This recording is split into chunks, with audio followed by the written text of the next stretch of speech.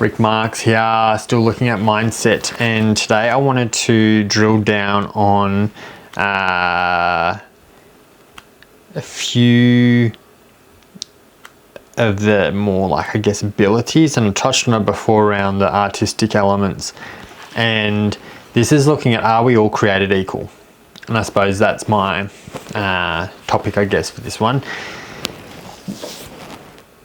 I think some people just adapt easier than others, and I myself would generally try to take on another skill rather than necessarily pay for somebody else or look for somebody else to solve a problem or fix something for me.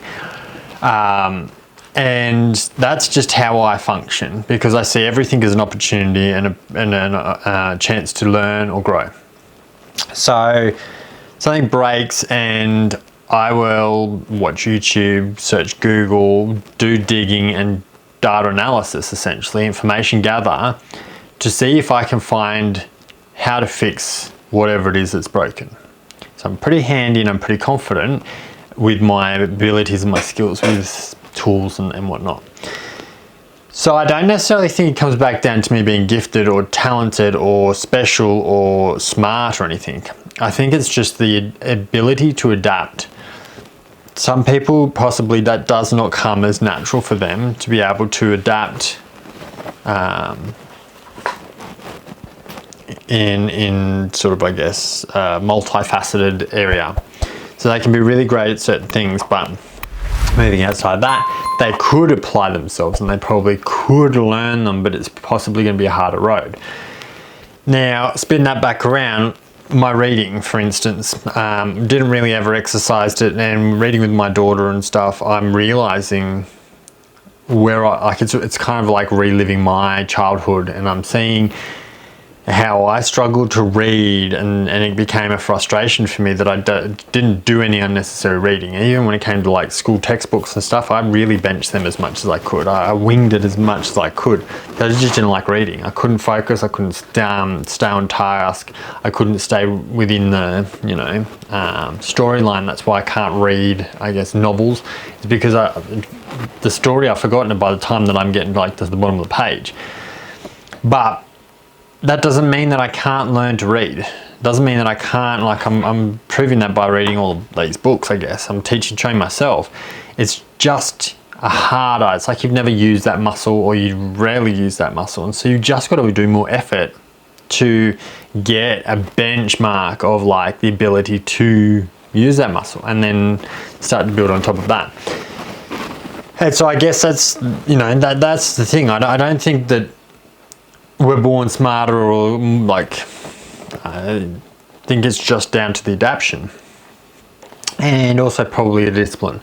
And I'm not trying here in this to come across as racial or what have you, but I think culturally, like your Asian cultures, they do so well with the adaptation, and like learning new things, or mastering things, because of, I guess it's their the word was in my head a minute ago, their like commitment and their determination, their it'll come to me soon, the word, but yeah, their like devotion to something. They don't just wing it. They don't just bow out because it gets difficult. They stick at something because it's almost like a loyalty. It's like a dishonor to their family, or they're so like committed, I guess, to it. Whereas us, if it gets hard, we kind of make excuses. We kind of lose interest, and we just let it fall by the wayside. We're not disciplined. That's the word I was looking for. We're not as disciplined to stand by and stick at things. Can we be more disciplined? Of course we can. Could we teach our kids to be more disciplined? Of course we could. And I think that that's the problem, though, is we've come across, and particularly the millennial parents now, we want to allow our kids freedom to choose, and freedom. But I guess the problem with giving so much freedom, and I think this is that Western issue, the Western culture issue, with freedom kids don't understand or know freedom. And that's like giving your kids the ability to pick their own bedtime without any guidance, without any wisdom per se, coming from the parent or the guardian.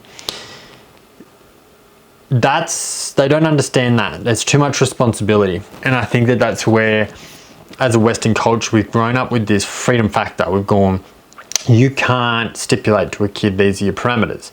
And I think that the biggest success is to spin that and go, here's the parameters and this is what we do.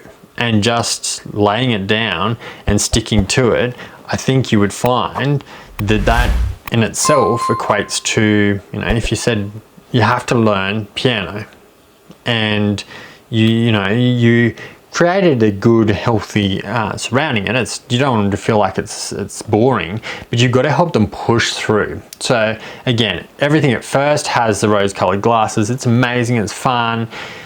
And then things start to taper, and then the interest starts to fade, and then they're no longer really interested anymore, and they really don't want to do it anymore, and then they're finding an excuse. And if you're allowing and you're enabling that, then they're going to fall by the wayside because there's too much freedom there. You've allowed them to essentially not follow through. But if you encourage them and try to keep them to push through, it's all about like those waves. And even within YouTube, there's waves as well within that of proving yourself, staying consistent and being repetitious. That in itself is the traction you need. And I can tell you now, there are days and there are times where this almost chores because it's just another thing on the plate that needs to get sorted, needs to get done. But again, I'm reading through more and more of the book and I'm needing to offload, I suppose, that. And like I've said before, this is my way of processing the book and processing my learning from the book. Gonna cut it there. I'll spin this onto the next tomorrow. We can talk further around it. You have a fantastic day. Thanks for watching. Like, subscribe, chuck some comments if you want. I'll put the link to the book in the description if you're wanting to get a copy. It's an amazing read.